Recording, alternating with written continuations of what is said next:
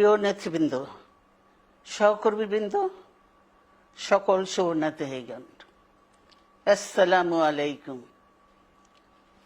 প্রতি বছর মে মাসের এই দিনটি আমাদের পরিবারে আসে এক বেদনা বিধুর স্মৃতি নিয়ে।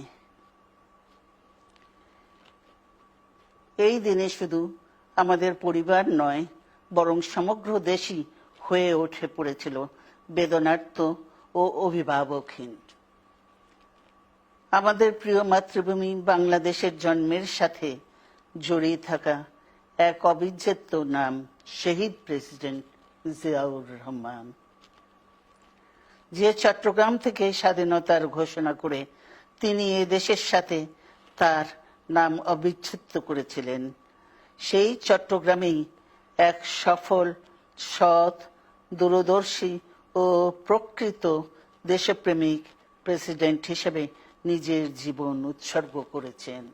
এদেশে গণতন্ত্র, স্বাধীনতা, সংবাদপত্র ও বিচার বিভাগের স্বাধীনতা, স্বনির্ভরতা ও উন্নয়ন এবং নিজস্ব জাতীয়তাবাদ সৃষ্টির অনন্য রূপকার শহীদ জিয়া, যে গণতন্ত্র প্রতিষ্ঠা আর সার্বভৌমত্ব রক্ষার লড়াইয়ে তিনি শাহাদাত বরণ করেছেন, সেই গণতন্ত্র নিরবচ্ছিন্ন যাত্রা আজও বাধাগ্রস্ত হচ্ছে প্রতি পদে পদে। খুব শীঘ্রই আমরা বাংলাদেশকে গণতন্ত্রে পুনঃপ্রতিষ্ঠিত দেখতে পাব। এই হোক শহীদ জিয়ার শাহাদাত বার্ষিকীতে আমাদের অঙ্গীকার। এই লক্ষ্যে সুশৃঙ্খলভাবে এগিয়ে চলার জন্য আমি বিএনপির সকল পর্যায়ের নেতা কর্মী ও দেশবাসীর প্রতি আহ্বান জানাচ্ছি।